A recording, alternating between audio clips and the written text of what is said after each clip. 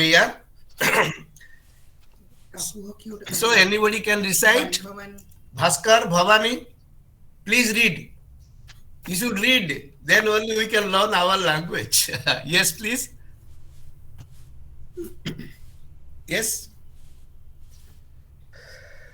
येनाक्षरसमाम्नायम् अधिगम्य महेश्वरात् कृत्स्नं व्याकरणं प्रोक्तं तस्मै पाणिनये नमः.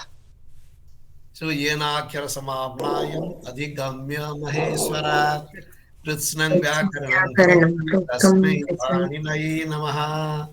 So like that, when we read, we get acquainted with the pronunciation, which is very important for the our languages. So next we will go to Shiva Sutras. Yes, please read Shiva Sutras, please. Anybody? Bhaskar, yes. Aiun, Rulrik, Eong, I ouch, Hayavarat, Lad, Namangananam, Jhabhan, Gadhadash, Bagadadash, Khapa Chatata Chatata, Kapai, Shashasar, Hal. Iti Maheshwarani Sutrani. Thank you. So this is okay. So this is what because these are the basic thing that is for us to analyze the language, how the system he built, and today we'll be talking on this is sentence structure, particularly what vakya we know in Indian languages. Vakya means what, and most of the linguistic development, particularly what we talked by Chomsky, is syntax. Syntax, the word is very famous because Chomsky made it more famous because all this in his famous work is syntactic structure, aspects of theories of syntax that he wrote in 1965. We made a revolution to show that how language is structured. His first 10 years, he wrote aspects of theory of syntax. So syntax became a very moot point in understanding. After that, everybody became very much popular, that became famous. Then we want to talk on syntax and semantics. This word syntax, basically, if you know, so tag means actually, as we are talking of tagging is something that you attach. We try to. So it was using, just like we are making a garland, we use the flowers in the order, that is called tagging also. So this tag, and when it is syntax, more than one is attached together or joined together, it is called syntax. It is because of S, the G become K, so you get syntax. So the act has become X. K plus A has become X. So syntax means the arrangement of words. In a arrangement of words, how it is arranged, how do you get the meaning? So that was how it developed by Chomsky. I wanted to, and it is more popularized, and all the theories in linguistics has been later, modern linguistics are centered on this syntactic feature, the syntax. So syntax means nothing but the study of sentences for us. So what is grammatically or traditionally known as sentence, we know as a syntax in linguistically, technically, and for Sanskrit grammar, or including all the Indian languages, we use the word vakya. Vakya means the sentence or syntax. So syntax means the structure of the sentence, so that we know, or the study of sentences. So like that, our vakya, the concept of vakya, is first how Panini has dealt with. Because that we know, it is in the form of vakya.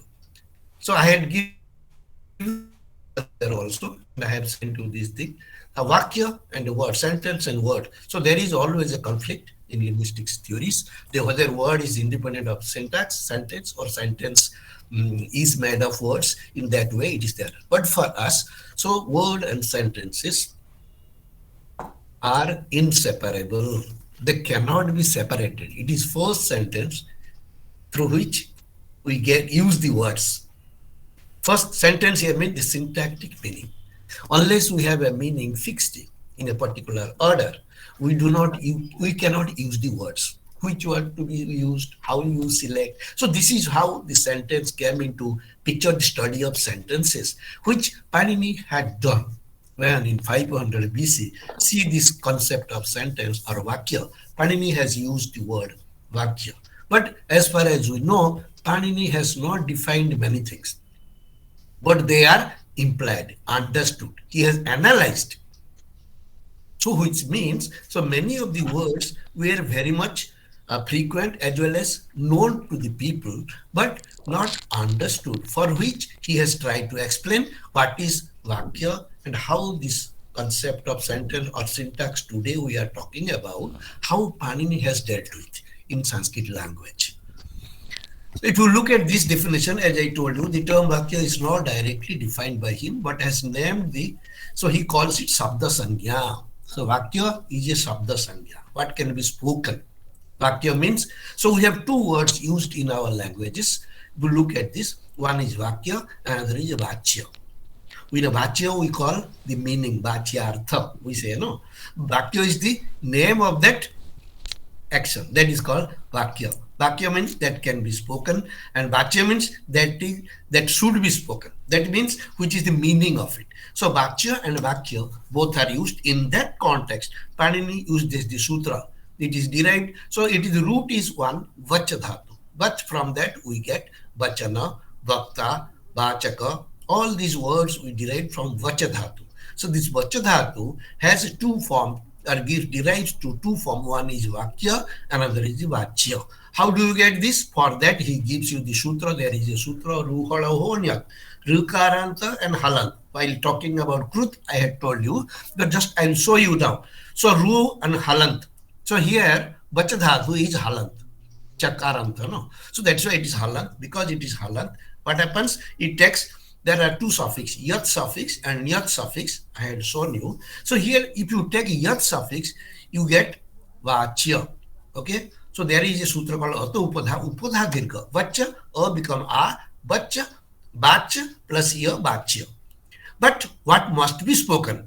Then next is, so the next word he uses is Vakya. What is Vakya? Now Vakya is derived with the suffix Niyat, Vach plus Niyat. Now why is a Niyat? In Yat you get Vachya, with Niyat you get Vakya. So there is only one additional marker or indicator is now, it is Niti. Because of Niti, we have a sutra, Achon Niti. If it is Nit, so it causes Bruddhi in this step. So that's why Vakya. And there is a sutra, because of Niti, the Cha becomes Ka. Chajoho, Kubhinyatoho, that also the sutra I have given you, Chakara and Jakara. Java, it becomes Niyat, means it takes Kutva, meaning it becomes Ka. So Vakya. So if it is Niyat, you get a Vakya. If it is simply Yat, it is Vachya.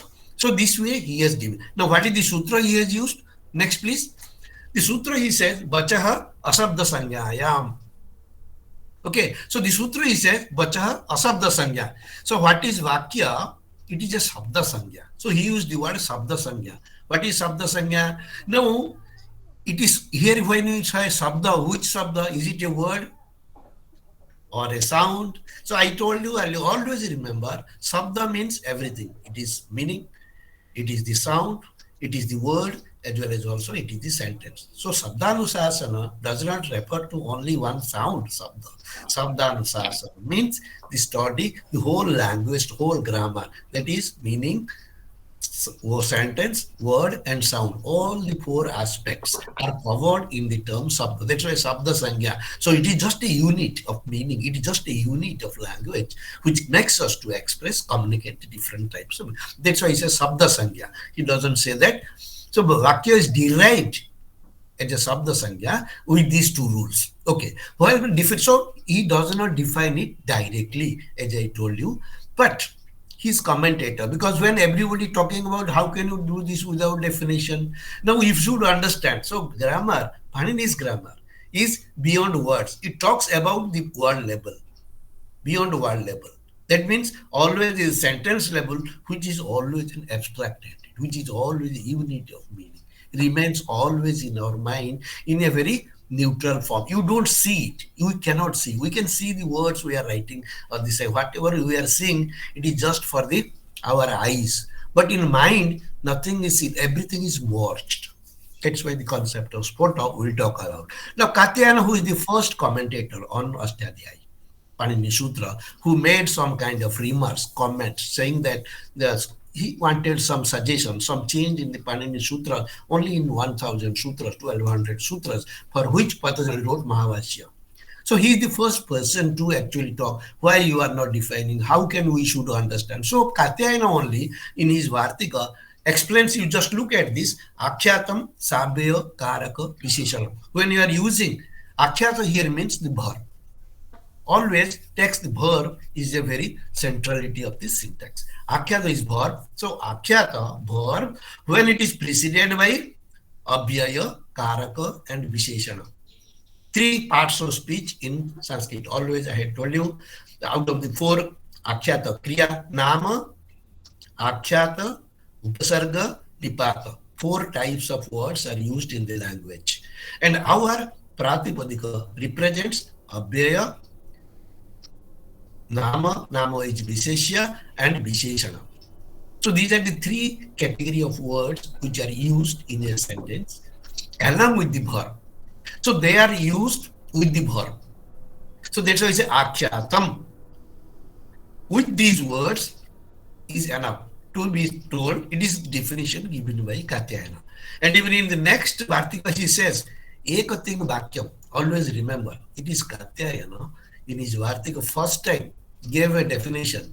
Vakya as ekating. What if you take Abhyaya Karaka, it is a part of the verb only. Why you should just one thing? So you say this ekating Vakya. That's why Sakarakam, he gives examples.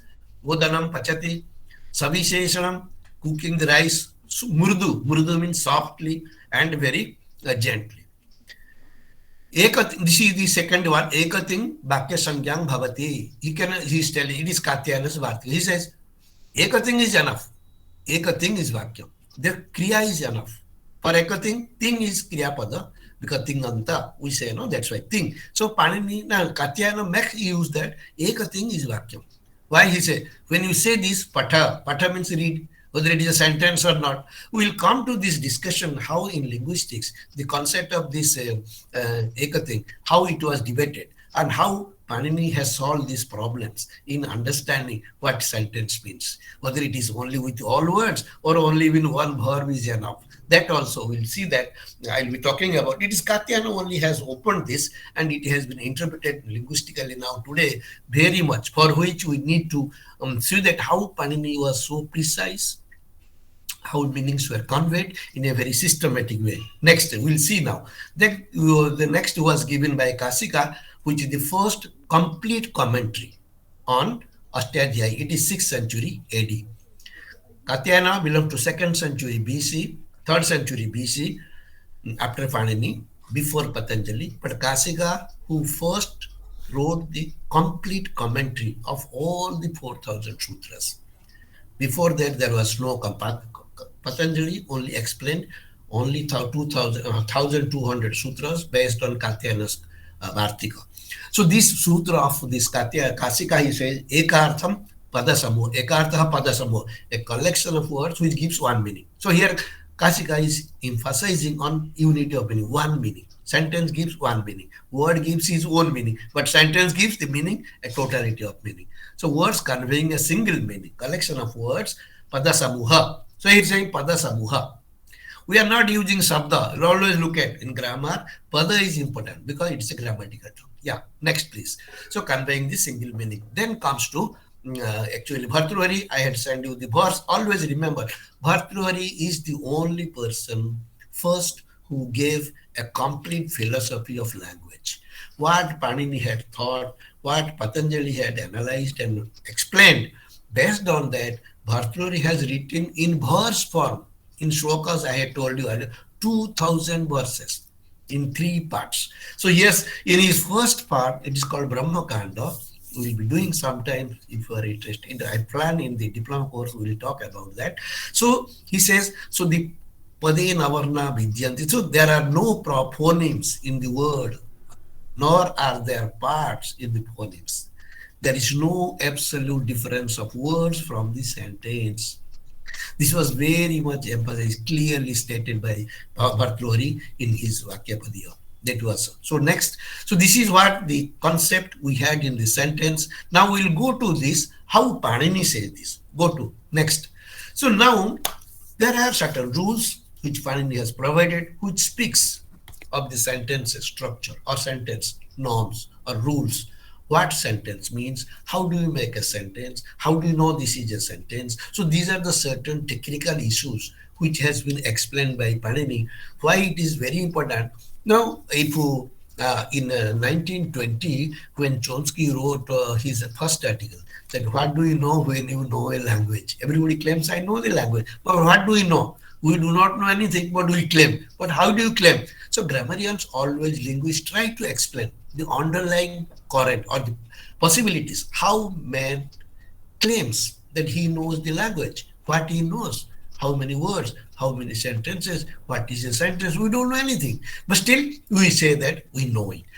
It is, if you look at this, Panini is the first person, first scholar in 5th century BC to start what sentence means, how you make a sentence, how many sentences, that he has first given a picture, a clear picture, a description of what a sentence should be. So this is what these three rules I am going to tell you. Now, as we had already, I had talked about these thing pratyas. The thing pratyas are the basic important because it signals, they signify the structure of the language. That's why inflection is so important for us, that Sanskrit, the meanings of words are very clearly explained by the pratyas or the suffixes by themselves. If you look this, see, just like say thing means kriya pada. We don't say how many kriya, what is kriya. We say thing means enough. Now these are the markers. The pratyas, they represent mostly the meanings, what is behind, what is connected with the root. Pratyate anena, through which it is indicated. But here we will say it is marked. Now we are using in linguistics. Marked. What is marked? Relation is marked. How do you mark? It is a marker. That is why pratyas are markers for us. But there is also another marking we should remember. Now that's why we have been using indicator, anubandha in Panini's grammar, because you are also marking sometimes like a tithi, kitti, niti. They only indicate the form of the change in the form. Indicators, what we call anubandhas in Panini or ith letters, they indicate the changes in the verbal form or the nominal form, the changes, morphophonemic changes, how the sound, what are the change takes place, the sandhi rules. But pratyas are actually the marker in truth. So that's why we have to distinguish. Markers means for us the pratyas. The pratyas only mark the relationship, the meaning of a word, the types of meanings, what kind of things. Whereas indicators, we are using strictly by Panini's system, it is anubandhas, or he says ith letters. They are ith to indicate what kind of change happens within the step. Now this, taking this, the suffixes, thing suffixes, already he has divided them into Tingaha, Trini, Trini, Prathama, Madhyama, Uttama. See, the word Prathama, Madhyama, Uttama are very clear. What do they mean? What is Prathama? What is Madhyama? What is Uttama? They are only markers. They mark, they speak of the persons, the Purusha, we say. Prathama Purusha, first person, second person, Madhyama Purusha, Uttama Purusha. So like that, what this Prathama, Madhyama, Uttama, he has divided, classified the speakers. How many people speak the language? Nobody can say. But a grammarian will say only 3 people speak. Only 3 persons. That is, first person, Prathama, Madhyama, and Uttama. One speaks to X, speaks to Y, and rest or the all others listen to it. That's why we call them third person. When we talk between us, if anybody interferes, we say he is a third person. So third person means which is other than I and you. So that means there are only 3 types of, or the 3 speakers grammatically. technically, which who communicate the language. The change all takes place within these three. Whatever change has taken place in a language, whatever forms have been used, it has been centralized, or you can say focused only on these three. So this has been observed and defined directly on the sutra. In the sutra tingaha, the thing suffixes, the verbal endings are the markers. They speak to us how many people speak and how do they speak. So this is what trini prathama madhyama uttamaha. And all these three are again tani. Again they are divided into three. That's why you get 3 into 3, 9 suffixes. Thing suffixes 9, inactive 9, but 9, basically 9. And all these three, how you, again he has given you bahusu bahuvachanam. If there are more, so what is bahu for us? Generally for all languages, including English or any even or modern Indian languages, we are speaking only ekavachana, bahuvachana. Right? So what is bahuvachana? For us, bahuvachana means ekavachana and bahuvachana. So more than one. More than one is plural. In all Indian languages, including English, German, French, all languages. But it is only in Sanskrit. The plural means more than two. That's why we have Divachana. So ekavachana, divachana. That's why he says bahusu bahuvachanam and dvi ekoyoho divachanai kavachane. So divachana ekavachana is 1 and 2. And whereas if it is many, more than 2 only, plural for us. After giving this, now the question is then what is madhyama? You have told these are divided into prathama, madhyama, uttama. Why? When they are used? Where is the context? So there comes when a verb is used with the prathama suffixes, when, anytime, with anybody, or there is a fixed norms. So next he comes to these norms where prathama is used, when madhyama is used, when uttama is used. So now these three rules, 1, 4, 4, just see these rules. Yushmadi said these three rules are very, very important for us on sentence structure or sentence formation, because we only speak only 3 speakers. So naturally, one sentence is spoken by 3 people means, so the 3 differences are, so the suffixes differ, root is same, but these 3 persons are changed, and this change of persons or the person numbers is reflected in the marker, the suffixes. That's why thing only tells us there are 3 persons and 3 numbers, and when they are used, which one is to be used with which, for which these rules specify. Yushmati upapada. Yusmat sabda is used for madhyama purusha. We call tuam jubam jayam. Yusmat is the pratipadika. That's why it is taken Yushmati upapada. Upapada means always. So if you look at in the syntax, Chomsky has claimed, everybody in grammar linguistics, that there is called the immediate constituent. Immediate constituent means if one word comes immediately with the other word, then it is immediate constituent.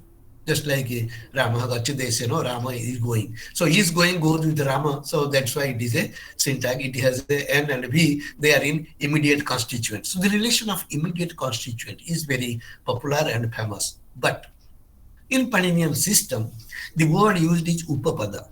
What is upapada? Upa means samipa, near. The pada which is used near. Near to what? The original form. Whether it is kriya or it is noun. So here thing being kriya, kriya pada, and thing is the suffix which marks. So when it is marked prathama, where it is marked ditya, now if, that's why I say, it is used in saptami. Saptami is used always condition, no. Saptami is always if it happens, no. That's why you say Yushmadi upapada. If Yushmad sabda, Yushmad is a sarvanama, that is tvam or you, we call them sarvanama.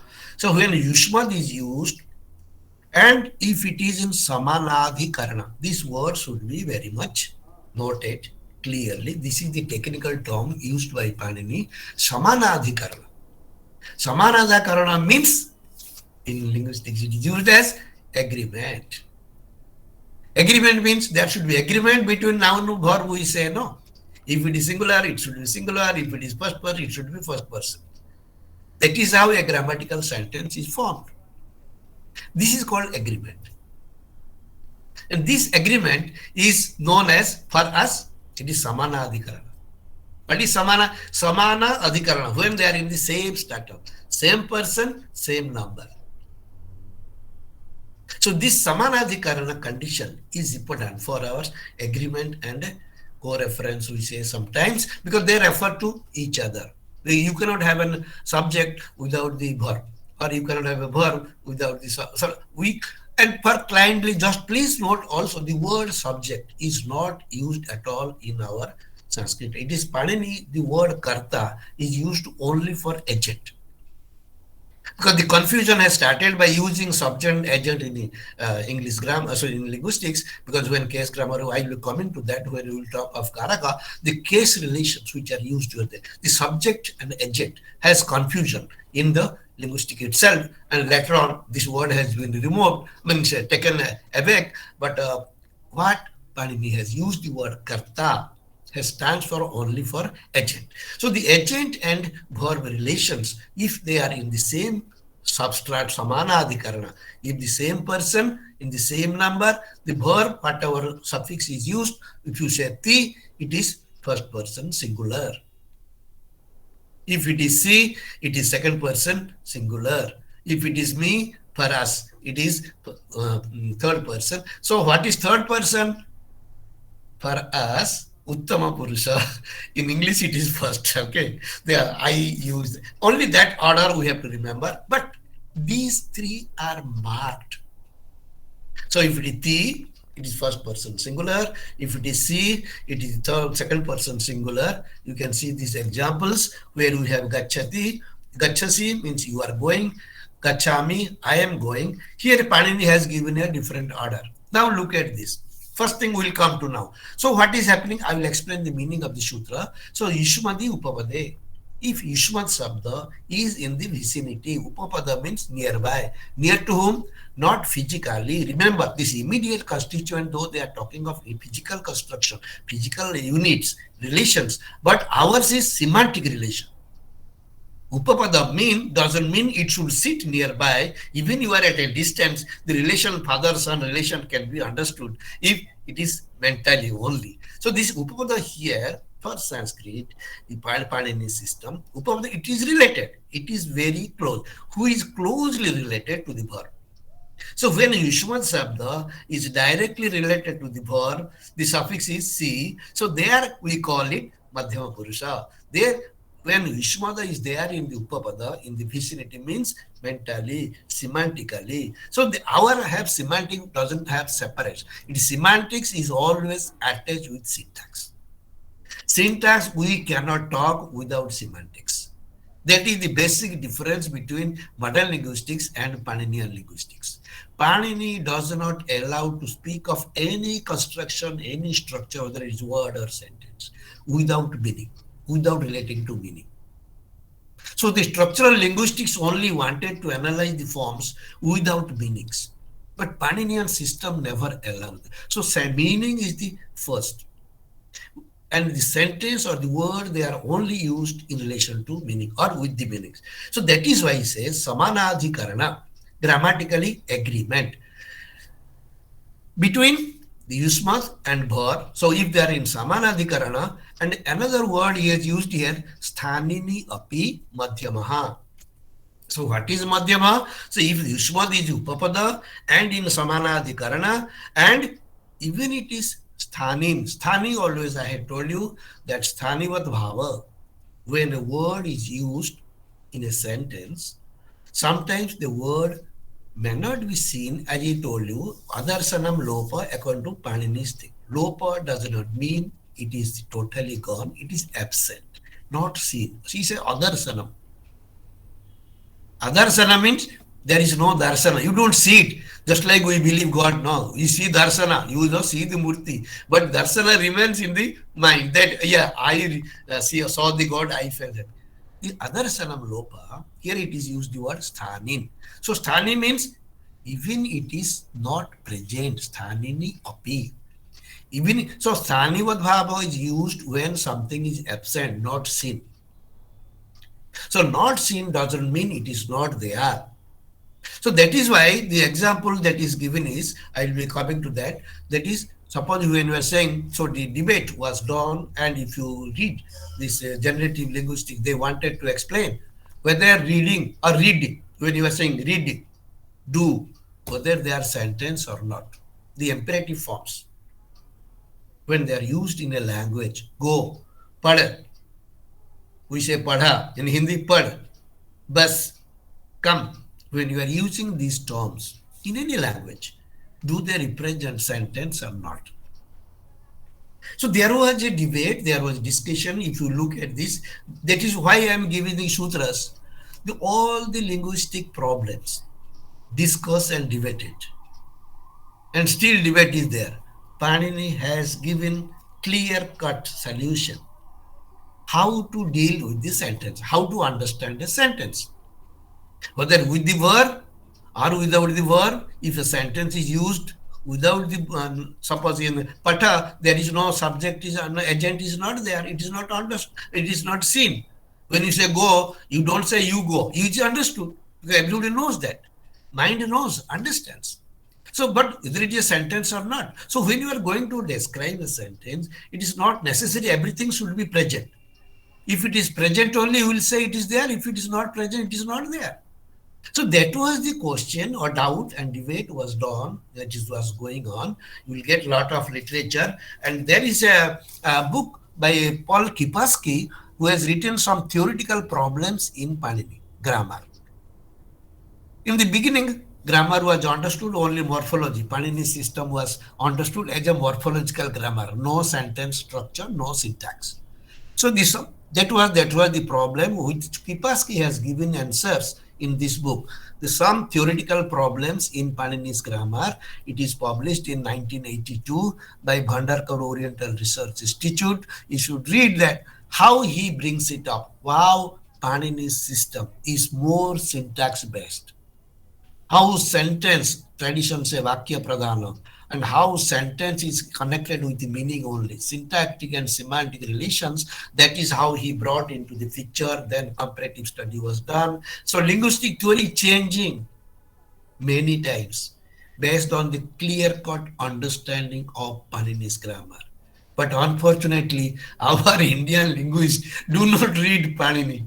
But foreign linguists, they read Panini and try to solve many problems. If you read, I'm not telling, Kipaski has written, Carola is writing, they are writing. Why I am interested in introduce such courses? Let us learn our knowledge system, which is very deep and scientific and logical, and it has been accepted in by the linguist, including Chomsky. But we do not, our people do not read our own grammar.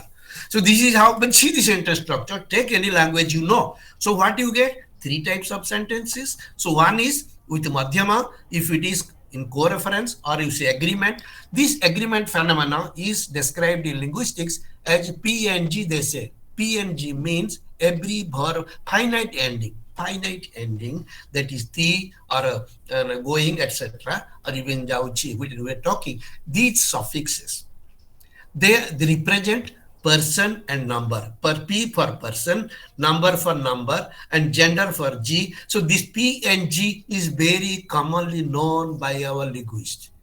But what P and G means, this person, number, and gender are used only in the verbal endings. And now in modern languages, but Sanskrit, we do not have gender in the verbal, in the finite verb endings, only person and number. But gender is now used more in the Indian languages. So I'll show you some examples in Sanskrit, in Tamil, and so not Sanskrit, in Tamil and Hindi, you have gender. Jata hai, jati hai. In Tamil also, you have the same way. We'll show that. I will show you. So what is happening? This gender is, so Sanskrit, gender is there only with the nouns, not with the verbs. So this is why PNG is talked about in linguistics. So Panini has fixed this PNG in these three rules. So that is, if the Yushmadi Upapade, Samanadhikarane, Sthanini, Api. Api means even it is absent. So when you say go or pata or pad, what does it indicate? Here the agent is absent, doesn't mean it is not there. So when we understand, we know you read. But when you are writing, you are simply writing, read, or when you are speaking, you are simply speaking, say, reading. Instead of, because it is understood. So what is understood is a semantic character, and it is the syntax and semantics are always beyond words. They are understood. They are together. Upapada. They are nearest, closely associated, inseparable. So the relation between verb and the agent is something inseparable. It is always there. So while speaking, because it is understood, we need not use every word always. So that's why it is called vibhasa in Panini system. He gives option. Then anything speaker tells, don't take it as a wrong. You understand that it is an option, depending upon the condition. Under what condition you are using, since the verbal suffixes are fixed in numbers and person, they themselves talk about the agent very well. It is not always that agent should be present. Not necessarily. Physically need not be seen. But mentally, syntactically, semantically, they are very much present.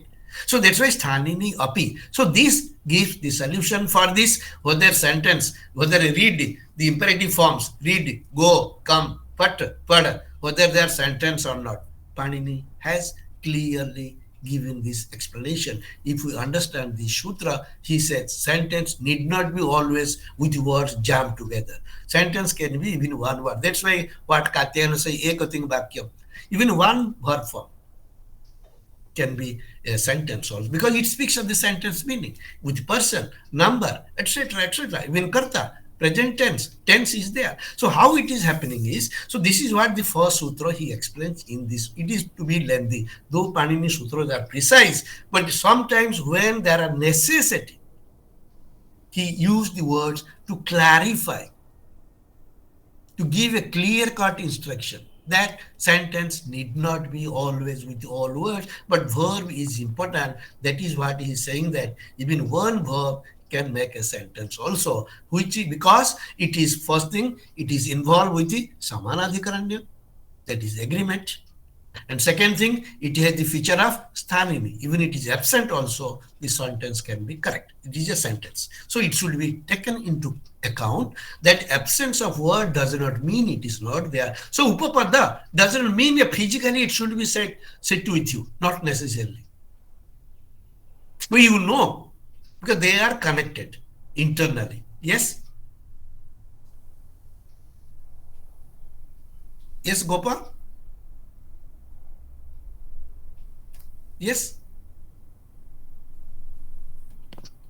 Okay, we'll come to question. Are you there? Okay. So this is the sutra first, which outlines what we know the sentence mean. What should we say? So if there is an agreement between the agent and the verb, and that agreement is samanadhikaranya, and if there is a sthanivat bhava, even absent also, it is included. Now it is the only longest sutra. You will have 1, 2, 3, 4, 5, 6 and words are used. But if you look at the next sutra, 14107, he simply says asmadi uttama. Asmadi means when there is an asmad upasabda, asmad means aham, that is for uttama purusha. He simply says asmadi uttama. Is it a sentence? Same again, the same, and you see the ordering in the sutras. So first he describes madhyama, then he talks about the uttama, that is I. So if asmadi upamade samanadhikarane sthanini api uttamaha. Same way, now what is, just see this way the rules are framed. The rules themselves are a sentence. I told in the beginning, they represent the sentence meaning. When you say asmadi uttamaha, means the uttama ending, the verbal ending, speaks of that it is uttama purusha. How do you know the uttama? This is pronoun, that is asmat sabda, is present. So me means only aham. Si means only tvam. Even you say gachasi, its subject is, the agent is understood. Even I am say gachami, known who is doing. You will always do not say I am going. You can say simply going. But in English, there may be doubt, ambiguity, but in Sanskrit, there is no ambiguity because of the markers, suffixes. So if it is C, only you. If it is T, only he. And if it is me, only I. So this way, the Asmadi Uttama becomes short. The rest of the conditions are, it is also Anubhriti, the how we follow. Panini has used the sutras in such a way that, so he started with Yusmadi. Why? Because Yusmad is the first, you are speaking to somebody, the speaker, sorry, the listener is important. You speak the listener and then the speaker who speaks, then rest are only what you call the third persons, no. We say third person in English, but we say Pratham Purusa. Now look at this. So the same condition applies to all the three pronouns, that is Ushmat, that is Madhyama Purusha, you, and Asmat is Uttama Purusha, that is I, and Prathama is actually the rest. So here use the word Sesha, I had told you earlier.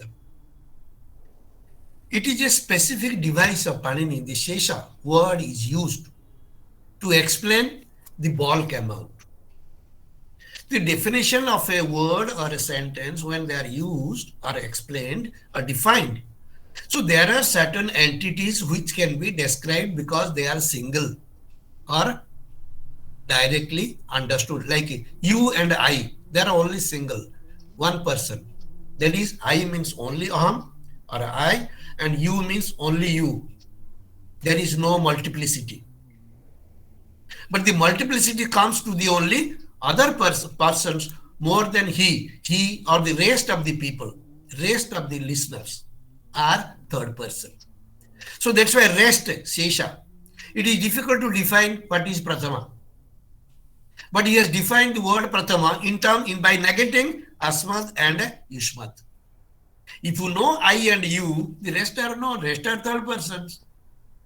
So other than me and C, the third person, so T goes with the rest of the people, rest of thing, anything, whether it is animate, inanimate.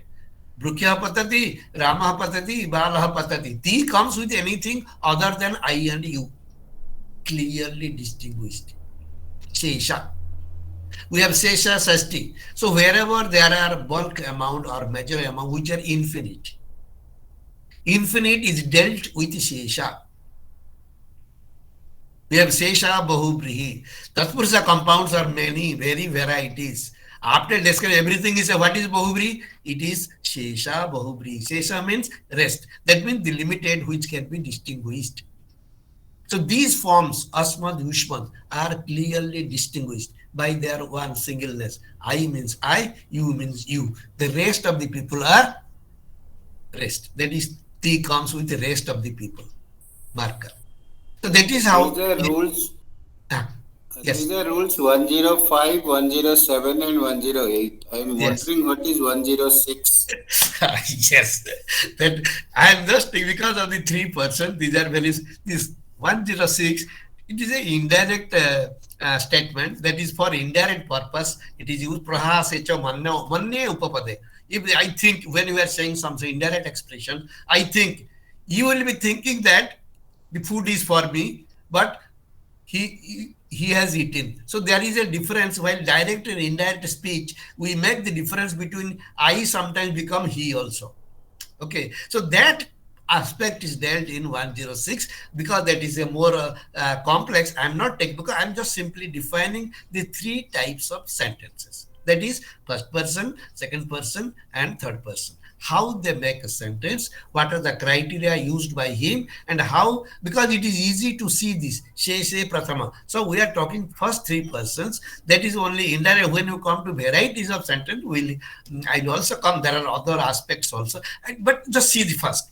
How sentences, it is a finite set, three rules, represent the three persons in the respective markers, so that there is Samanadikaranyam, very much important syntactic relation, and Stanini also syntactic, and when they agree, so this is called Upapada, it is a semantic. So they semantically, meaning wise, when they understood, they are used in the language. Before used, they are first fixed. Who is speaking? How many people? So all these numbers are fixed in the mind. So language is always in the mind in the form of a sentence with these features P and G, person, number, gender. It is an agreement feature. Phenomena is there in the mind. It is fixed. After that only we are selecting and using whether it should be singular, plural, etc., etc. So this was the first examples of the sutras which he had made clearly cut why he has not defined sentence, but how sentence he has used to understand that how three types of speakers use only language, not all. Not many, only three types of speaker, not three speaker, three types, that is first person, second person, third person. So the communication taken place between these three. So three types of persons are the what we call the agents. The speaker make this language more communicative, and grammatically they are always three. Next, please. So then we'll see this. When you go for this, now let us see how it occurs, how they are used. Next, please. Deepa, next slide. What is there? Yes. No, this is what I am. 1 minute. So what we get in this, the finite verb ending thing, that is person, number, markers, always agree with the concerned agent, karta, which is known as samana. So this relation, the agreement, is called samanadhikaranya. And this samanadhikarana specifies that two nouns or agent, noun or pronoun. So two nouns we had seen in Karmadhara Samasa. So that's why samasa itself is a sentence because it has an underlying sentence. Neelam Utpalam, Nilotpalam we had seen. So this combination, the Samanadhikarana exists within the word level, that is between sama in the samasa as well as in the vakya. Or agent noun or pronoun, as we saw this, the finite verb in one and the same sentence that refer to one and the same person or object. This is called Samanadhikarana. So that's why example is in Nilotpalam, a blue lotus, word blue, Nula, Utpala, etc. You can see where the same is the case with the agent pronoun and verb in Tvam Gachasi. You can simply also simply Gachasi or Tvam Pata, simply Pata. Next. So this is how the agreement or co-reference, Samanadhikaranya, takes care of this syntactic feature of Sanskrit language, or it can be, it is question of understanding matter, whether it is only for Sanskrit or for all languages. So wherever we have doubt about the structure of the language or syntax, see Panini's book is very clear.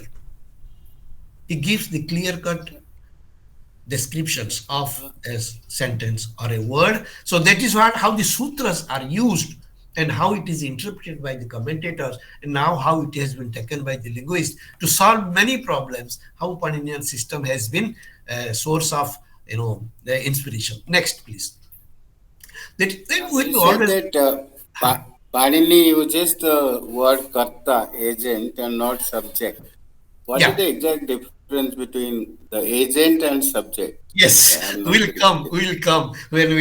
I will come to Karaka theory when we will define karta, because it is a matter of actually Karaka. I will explain how case grammar failed. Actually, they wanted to make case grammar, but how after studying Panini's Karaka Vibhaktis, they were, change took place. I will explain that, what is subject, what is agent, and how it is used in English, and how we manage in Indian languages, how Panini's term karta is very important. I will explain that, but let us today first. That I will come when I will come to next week only. We'll talk of Karaka and Vibhakti. This is the matter of Karaka Vibhakti. That also speciality of Panini. We will explain that. Okay, now, so next, so what is happening that? So first thing, the sentences are three types. The structure is between it is the agreement, it is the Samanadhikarana, which makes the sentence correct, or say grammatical, or you can say logical, so that how meaning is understood. So in every language, we use the same method. Though we are using different forms, but the rule is almost same. So you will call it only Sanskrit, he has wrote for Sanskrit, or it is also applicable to any language. We know as far as. So this is how more universal in its approach. Why Panini's grammar is universal? These are the certain features which can be called as universal, because we are not, he is not using the word Sanskrit anywhere, but he has used the sutras in Sanskrit Vibhakti, so easy for him to be explained. Now agreement, next. Yeah, so the syntax phase, we see that it is mandatory that the agreement between this verbal ending and non-verbal, it is indispensable or inevitable. The absence thanini of, as I mentioned you, so it speaks that the correct, there is a correlation between the two karta and a kriya. So next we can go now. Next, please. So the next sutra, what is coming actually? So these the relations. These are the. Now I have taken some example to show that. Look at this. These are the three. The table tells you. Here you. I think we beginning we do three types of sentence. Three groups. First type only from all languages we do. Second type I showed you this Dasarathi, Chitapatihi, and Sasakaha. We had the another group, the derived nouns.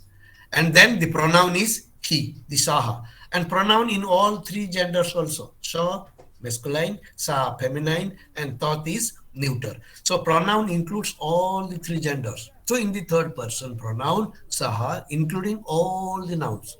As I told, look at the second madhyam and uttama, tuam and aham. Except I and you, the rest all come under third prathama purusha. And they take the. Whether gachati, patati, it can be with anybody other than I and you. So it is simple to generate sentences in third person in or first person, second person in Sanskrit because they are fixed and distinguished by their marker. Because of Samanadhikarana, the verbal ending speaks of lot. That is, it generates sentences in any number.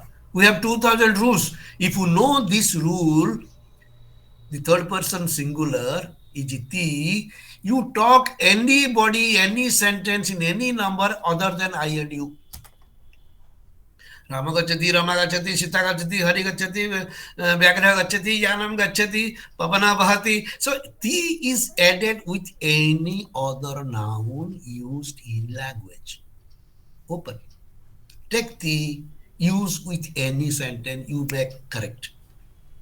You cannot make mistake. If you know Tuangsi, Ahang me, that's why these are taught in school grammar. But nobody understand why Ahang me, Tuangsi, and Sahati. Why this? Because these represent, they generate, these are the basic syntactic principle. The sentence may be infinite, but structurally, grammatically, there are three, spoken by three speakers, three types of speakers. Since these are fixed in their person and number, PNG marker, along with what you call the sum, that's why Samanadhikarana is a most, what you call the agreement or co-reference, is the specific feature used by Panini to establish, to show that all that we create sentences, that is you claim. You know only one suffix, ti. It represents all the speakers other than I and you. So this generates, makes you to claim that, yes, I know the language. If you know ti, you can say, I know Sanskrit. Because you tell me other than me and see, you can use with ti, with any 2000 root, you can create sentences. Gachati, patati, hasati, khalati, kridati. Who? It can be other than I and you, anybody. So you can put anybody's name, create the sentence, add the verb only, change the verb only, suffix remains same. You get in numbers unaccountable. You cannot just count it. How many you know? It is the power of the language. Even we speak a language which is unknown, very vast, invisible, but still it is very much limited in its own expression. When it is expressed, it is classified, it is signified or said distinguished by their markers. So there are only three markers which represent three types of, those sentence is one, we use them by three persons in three markers. That's why I said three. But actually sentence is one. Same root. So this way, how language, though it is infinite, the sentences are unknown or say indefinite. We are not able to count, you cannot count, but still man can count. Man can claim, yes, I know. It is just like mathematics. If you know the basic numbers, so any number is used in any language, in any, so in Sanskrit, we have the highest number is Parardha Sankha. You will see how many zeros are there. Still, it is understood. Man claims, yes, yes, there is a meaning, there is a meaning. How it is possible? It starts with only zero up to 9. These are the basic numbers. With this, you manipulate. So anything that is understood by mind in infinity can be claimed or a man understands. Otherwise, there cannot be a communication. So any communication successful unless the system is very much specified or limited, you cannot talk of unlimited things. So people speak the language, but the grammarian tells, how can you speak? You understand, everybody understands each other. So it is all the grammar, the rule of the language is such that it is always in a finite set. They are always limited. But you can use with unlimited things. It is not only for Sanskrit. If we understand it, you can apply to any language. That is why when Chomsky started, he wrote his article. What do you know when you know a language? When you claim, how do you know? So yes, you have that power. You have that knowledge. Our knowledge is such, that power is such, we do not understand it. We don't realize it. Only when you do mathematics or you study science or grammar. Grammar is not literature. Grammar is science. Because it tells you with one you can do many things, you can explain many things. That is how grammar is done. How Panini's system syntactic rules are very basic, finite set. He gives you only three options. The all sentences used in language can be within these three options. We don't have any fourth options. So there is no fourth varieties. So this what comes then, how language, since Panini's grammar is generative. Why generative? And self-explanatory. I think if you talk about beginning, we start with adequacies, where there we can change the sutra, where there we can change the wordings. This has been debated by Katyayana Patanjali. Nobody could change. So that's why the sutras has remained, because they have been scientifically, logically explained and framed. So descriptive adequacy, explanatory adequacies are all there in the sutra. Yes? Sir, I was asking that the way we dealt with imperatives, Yeah. the same way can we deal with the vocatives also, like Rama, Madhu, See, etc. We address and then huh. we stop. See, Whether vocative. they are treated Huh. as two Yes, sentences. yes. Vocatives are just like, it is called Prathama. The Prathama Vibhakti used for vocatives always. Okay. So what is in the Kartari, we say, so sometimes we use Prathama Vibhakti. Prathama Vibhakti reserved for the Pratipadika Artha or the base meanings. Pratipadika Artha, that is the root meaning, that is Prathama. So Pratipadika Artha Matre Prathama. When you say Brukyaha, whether you call it grammatical or not, what does it mean? So Brukya means an entity, a Pradartha, which has a meaning and which represents its own form, Brukshaha. Then you can say Asti. Asti means is there. So I just please remember that we have always two things. In any language, whatever we talk about. So there is a state. So we have stative and active we are using no in English. Panini has made very clear cut difference between Bhava and Kriya.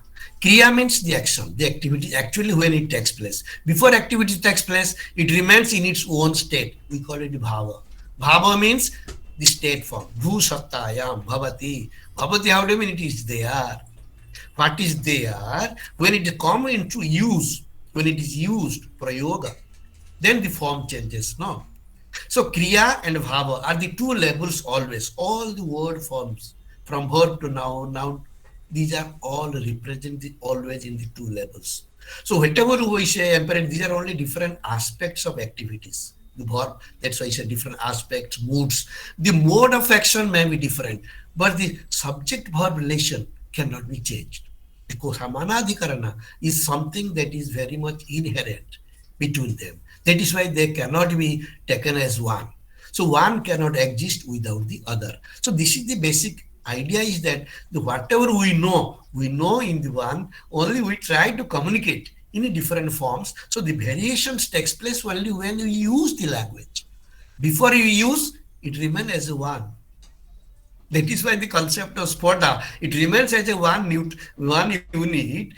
Everything is one. You do not know what is word, what is sound, what is sentence. Only when you speak out, when you utter the sounds, you find the difference, you find the division, you find. But if you don't utter, when does it, what does it exist, where it is exist, whether they are there or not, how do you think?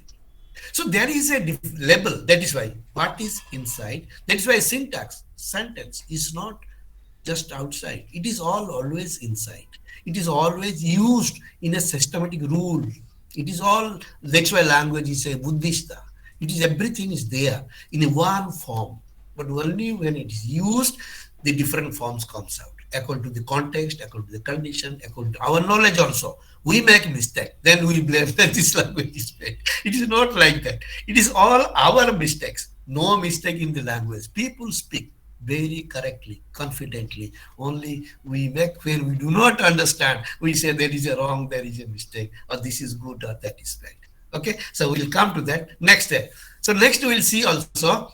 Next we'll show these are the basic structure of the sentence. These are how generative. So this is what how we use in our language. The language is different, Panini, Chomsky and others. But these rules are very much common in science. Mr. Sir is there. They can understand. I know only because I have read it only. So there are two theories that is called concatenation theory versus set theory. So there are two ways how things exist in the universe or in the language, in the nature. So these things, how one is concatenation says that one is used after the other in a fixed order. So some entities, some relations are in fixed order. Yes, x plus y plus. That's why they give plus. Inside English, because that's why they call it a fixed order language. What is fixed? Because the elements that you are using or communicating, they are put in certain order, fixed order in the sentence, word order. That's why they say, no, in English only we have word order, fixed word order. So what do we mean fixed? Because they cannot be changed. If you say I go, you cannot say go I, but that is possible only in Sanskrit. Because that's why we use the shlokas. The shlokas begin with verb. Asti uttarasyam dishidev tatma. The first verse of Raghuvansa, Kalidas was Asti. Asti should come. So always represent. The Panini, what the difference between linguistics and Paninian system. First, well, let me see, this concatenation speaks that it is a fixed order in context. So you cannot change the order in the sentence. But whereas for Sanskrit, it is not so. Panini doesn't say whether fixed order. He says relation. If you have thing, you can have the sentence, understand the sentence. You can use the words according to, not according to a choice, but according to the verb again. When we will come to Karaka, I will explain that. And he says that all these verbs, all the sentences are designed, are fixed by the verb only. It is the kriya that decides how many words you can use in a sentence, what type of words you can use in a sentence. So no word can be used, no noun can be used without relating to the verb, kriya. So that means all the nouns you use in a sentence are not on your choice. It is the choice of the verb. This was the first by Panini. That is why the Karaka theory is something very, very beyond everything. Language, philosophy, science. Karaka theory only established what computer is working today on. Karaka theory is all the sentence structures of any language is based on this Karaka system. The rules, we are using the word Karaka, but there is a system which Panini has observed and described and explained that Karakas are the main feature of syntactic structure. So Karaka is only represent the syntactic and semantic relation of a language. So that is how computer is using that. Will come separately. It is a special chapter on Karaka of Panini. We'll do next week. I will take you. I will explain what Karaka and what Vibhakti actually they mean. We'll come to that. Is why now how this happens, what is happening. So one is concatenation theory. Set theory is it is a free word order. That means you can choose. So speaker is given the choice. You can speak the word in the beginning or end. Since there is Samanadhikaranya, it makes no difference. Wherever you are, the relation is fixed. If the relation is fixed, wherever you are, you will be understood. You will be known who is we. So this way, the said theory is very much applicable to our languages particularly. So Panini does not specify the order. He has used the words only sutras in order to understand the meaning of what he wants to say. But the order in the word order, there is no fixed order in Sanskrit language, particularly in this sentence. Because Panini has used the word order not only in rules, so we'll come to see parakaryam vipradisede paramkar. He has used the word parva, param, purva. So in samasa, you have purva. Who should come first? Prak, prohi. So that is their issue sutra, no? That is upasarjanam purvam.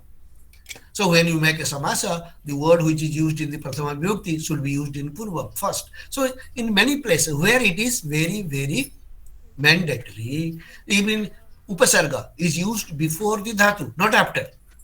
That's why I say prak prayujyate. Upasargaha prak dhatoho. Prak means purva.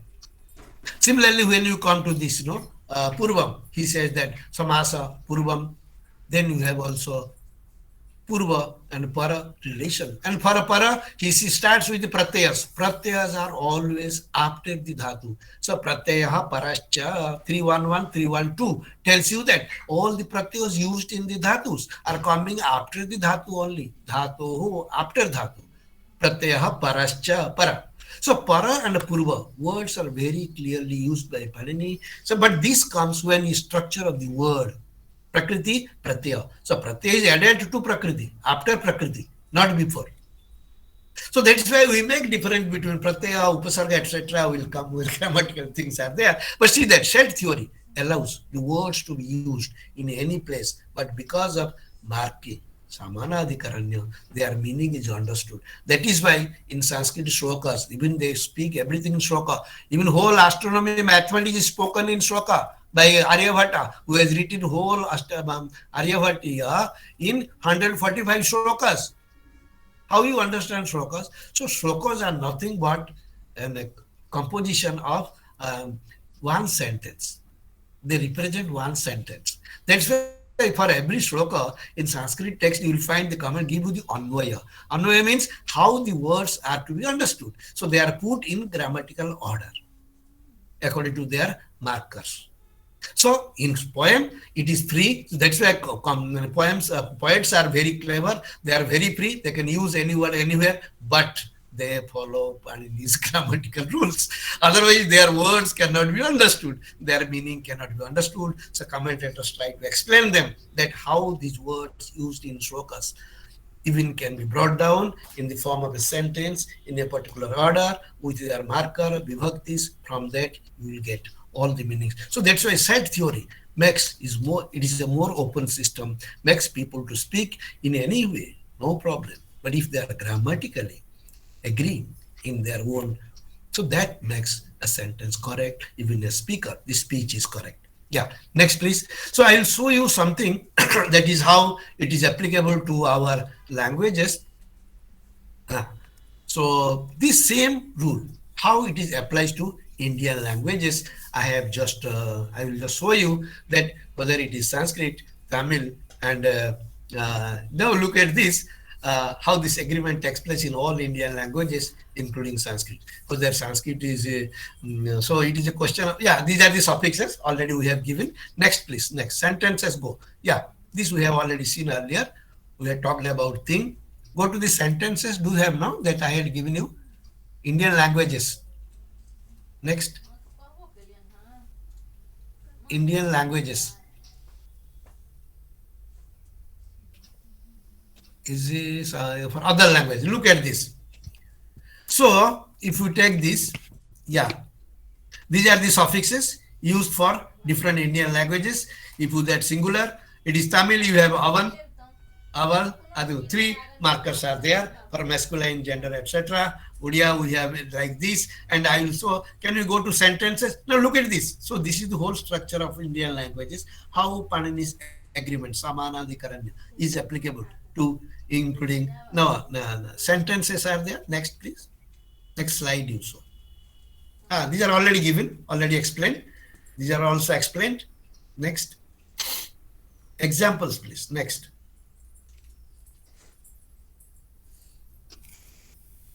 Yes. Now look at this. I have taken one verb which is common to all Indian languages. That is for reading, patha. So, jo patha in Sanskrit, in the Hindi it is pada. In Odia it is pada. So in the Hindi it is padana, dha. And in Odia it is da. And the same da is found in Tamil also. Look at this. Aban padikira means he is reading. And look in Odia it is say paduchi. If you see Hindi, wo padta hai. Dha and da. So in Odia it is actually paduchi we say, and it is Hindi also pada, but in Tamil it is pada. So patadhatu has phonological changes. It has become da in Tamil and dha in Hindi and Odia we see. But now look at the markers. They are also in Tamil. You have R. An is feminine. An is masculine and R is feminine. If you say he goes, aban poran or padikiran, he reads. If it is feminine, it should be abad. So aban becomes abad. La is for feminine marker. Both in the pronoun as well as in the verb also. So R is coming for feminine. An is masculine. Same way, but in Odia we do not have gender, but in Hindi we have tati. वो पढ़ता है. If it is feminine, पढ़ती है. Only in the verb. This is called grammatical gender. It exists only in the verbal form, verbal suffixes. That is why it is called grammatical gender. Sometimes we say others do not have the grammatical gender. Who does not mark this? So the grammatical gender means they mean only, but for Sanskrit, we have grammatical gender only between nouns and adjectives. So there, the same Samanadhikarana is maintained. So if you know one Pratipadika, you can talk about all the form same. If it is Ramaha, so all the nouns and pronouns will come under Akaranta. So like that, we have the forms. So you get this. So one, this is the, so next please.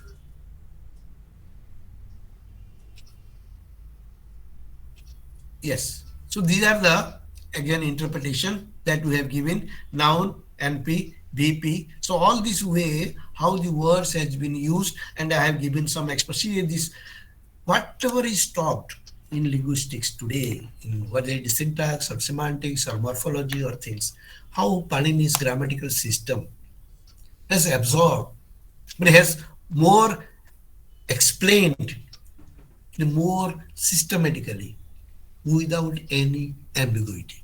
Asandeyartham adhyayam vyakaranam.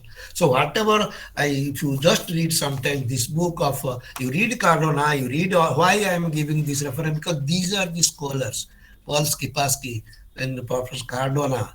If you read Subramanian's book, Bloomfield, all these people have tried, yes, now this is coming in a Vibhakti with K. So look at this, these Vibhakti markers which are given in every language is present in Indian languages. It comes with a soup and thing. So just like noun and verb. And all these Vibhaktis are used after the Dhatu or Pratipadika. So pratyaha parascha. So we don't use any suffix. But these Vibhaktis are used in English as a preposition. To go. I mean, see, he's going to home. They cannot say home to. So Indian languages as a whole, we follow one system.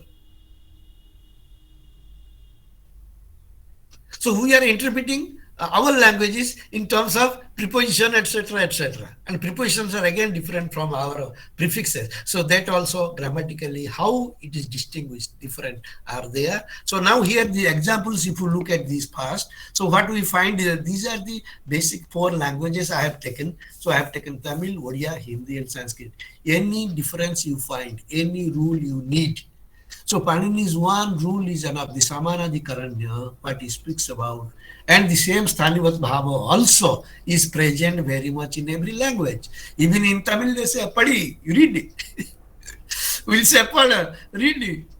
Or Hindi or Odia, we say, Pada, read it. So sentence, Thanini Api. So how you make these sentences? We are explaining them in terms of linguistics, but Panini's grammar is very much with us. We can understand more clearly and easily we can explain that all our Indian languages, though there has been a division between Aryan and Dravidian, when we talk of linguistics, syntax and semantics, they follow one rule. So that is why this order we had tried, I had explained you sometimes. For English it is SVO, subject, verb, object. Verb comes immediately after subject. For Indian languages, verb comes at the end. It is SOB. It is not only that, each sentence, each word in a sentence follow the Samanadikaranya and Sthanivat Bhava. And each relation is marked, Vibhakti. Vibhakti is a marker.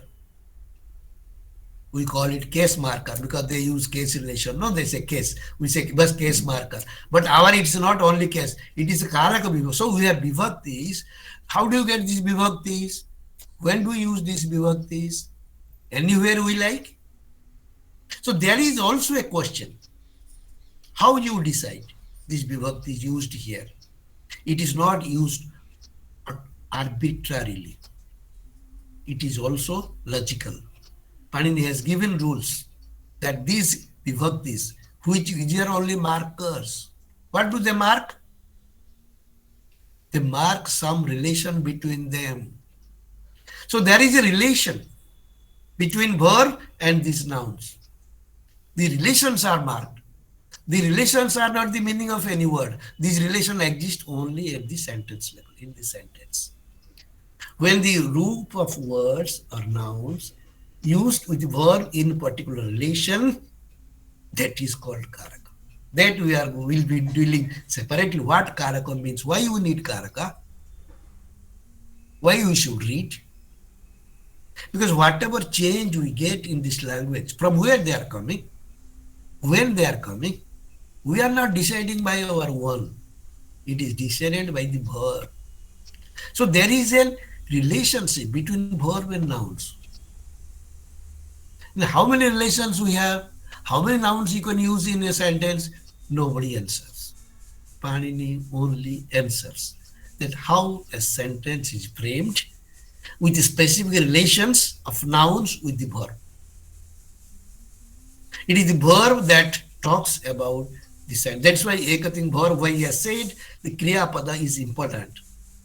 If Kriya is understood Kriya Pada, then the form of the sentence will be automatically designed, regulated. That is why the latest theories, those who are in linguistics, that linking theory, government and binding theory, X bar theory, all theories developed by Chomsky at different times have been absorbed in Karaka theory. Whether it is government and binding, because verb governs. It controls the full sentence. What should be the form of a noun, in which place, is decided by the verb. These relations, we karta, karma, these are the relations only defined by Panini, not only established, observed, classified, named them, but also defined in the Karaka section. So vibhaktis are used. They are their form, physical forms only you see. When do you use them? Where do we use them? So there is a level beyond The markers only represent some relation which needs to be marked. So in sentence, whatever you get, these vibhaktis, they represent the underlying relation. That is the deep structure what Chomsky talked about. Deep structure, substructure. The vibhaktis are only surface forms. They represent the surface relation. The deep relation is already existing beyond, which is syntactic and semantic level. You cannot see it, only you can experience. When you use, say for example, Ramam, when it is Ramayana, when it is Ramaha, why this, oh, hi, why we need seven vibhaktis? So there are certain relations which are fixed in number, that is six. The six karakas that we are talking, we'll be talking separately in the first week of February. Because we will complete first this sentence business. So what we had told you today, it is how these sentences or the basic structure of the sentence are used by Panini in his rules. In these three rules, he has explained how far it is adequate. It is for you to see as a reader whether it is applicable only for Sanskrit or any language. The sentence structure, the language we speak, how we know this, how much we know, and how much is there, how Panini has precisely stated in three rules. What is syntactic and how they are abstract. We see something, but when we use from where it is coming, we cannot change the language. Language has its own rules. It is changing according to the rules, not to according to us. Grammarian does not change the language. They say Panini stopped the Sanskrit language. Not it's not Panini. Nobody can stop a language. Language is generated by the mind, by the people themselves, according to their understanding. So which is logical.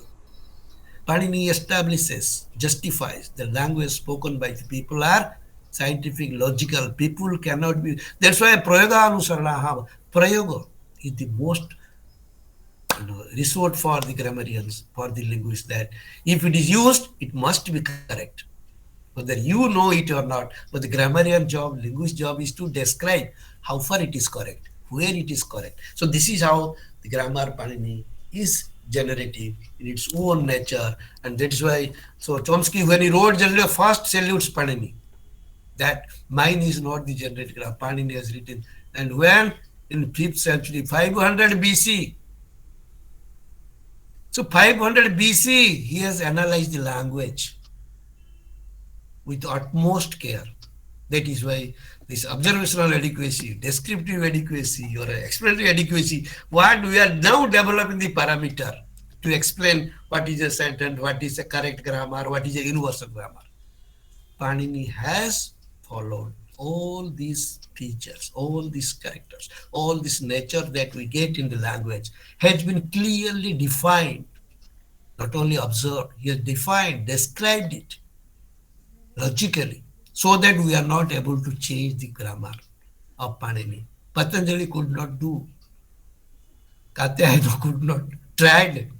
Bhartrihari went writing 2000 verses to justify logically, philosophically, that what is said is very much important, that it is all how syntactic structure is very much inherent in Paninian system, which was ignored in the beginning. Even Bloomfield himself told it is a taxonomic grammar. It only talks about word structure, not the sentence. But later on, again, so unless we read, Vyakhyaanato Vishesha Pratipatti, Nahi Sandehata Lakshanam, first we say it is not there. When you read, then you come to know whether it is. But people without reading comment, it is nothing. No, it is not there. So this thing we should be understood, and we should know that how the system is working. So these are the basic structure I have given today, and tomorrow we'll take some other sentence types. Though he has not defined the sentence directly, but he has dealt with the sentence and its structures and types of sentences. So we are talking today, so far we have seen thing. I have told in big, these are called the finite verb ending. Finite verb endings represents person, number. So agreement takes place between them. Finite. So it is in English. Now there is also another system that is called infinite. What is infinite? So there is a infinitive marker, infinitive constructions in a language. When I say he wants to go, what do you mean? So that we will deal tomorrow. What are the other sentence types? How Panini has taken care of all causative, infinitive, gerund construction, which you are know very well. Linguists should know in English it is there. How Panini has explained them in specific rules to explain that how sentences are used in our languages and how they are rule governed. They are all rule governed, and Panini's rules are only model for us. We will talk and so tomorrow, and next week we'll talk about Karaka. So now first, any doubt, any question, one or two questions can be yes, yes, please. Now it is open.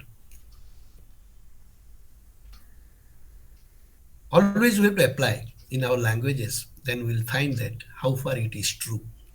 I am only telling as far as my understanding goes. So it is for you to see what is there and what is not there. Yes, Bhaskar, any question? Subraji, any doubt? Yes, Deepa, you have doubt? No, sir. I have to catch up from last week and also study this. Yes, Mandvi, Yes, sir. see, any doubt? Yes, sir. This grammatical gender that you were talking about. Ah, ah, Sir, you told us that in Sanskrit we find this grammatical gender between noun and adjectives. ha, ha.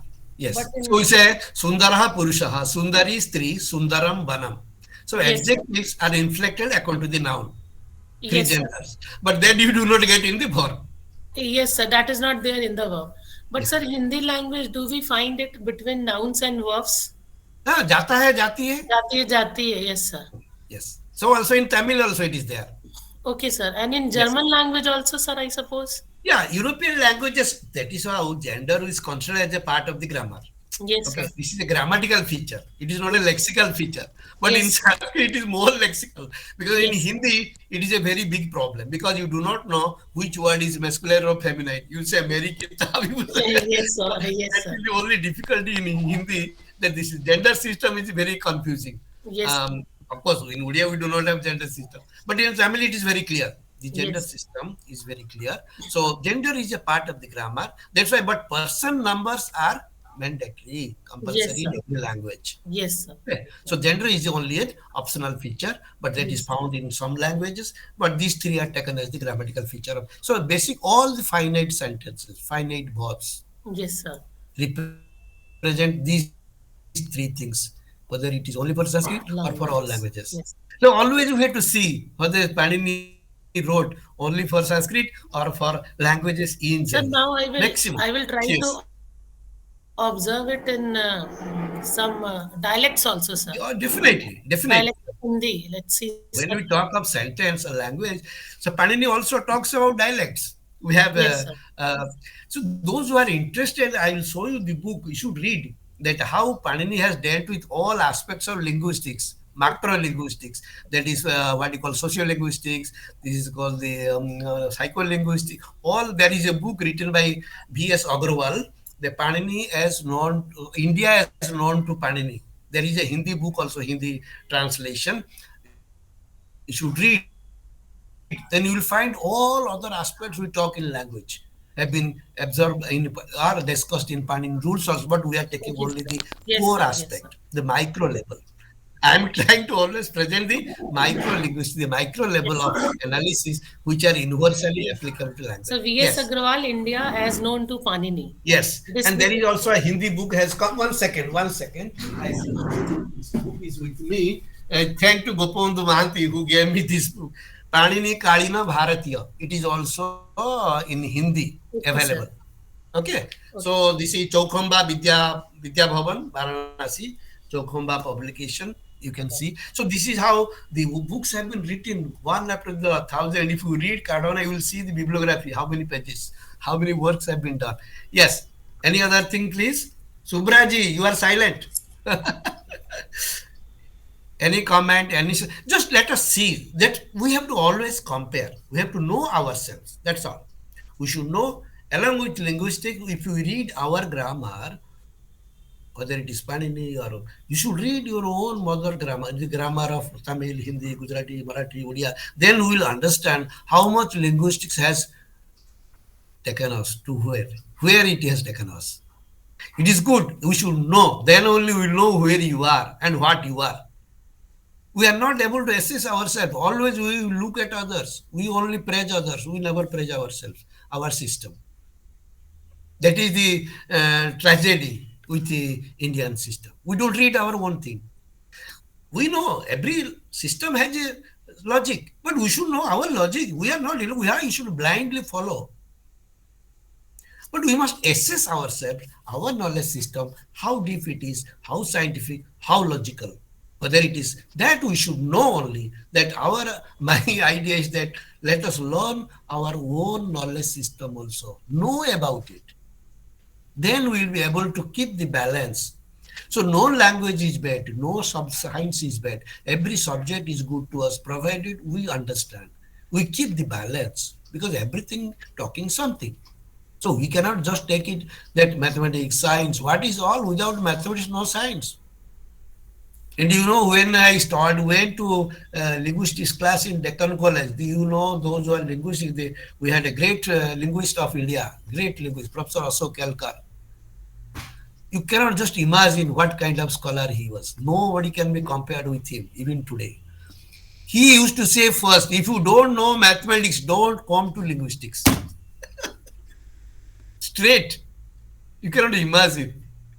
And actually, you cannot understand if you don't have basic mathematical knowledge. You cannot read Chomsky's sutras, you cannot understand. Linguistic grammars, it is very difficult to understand.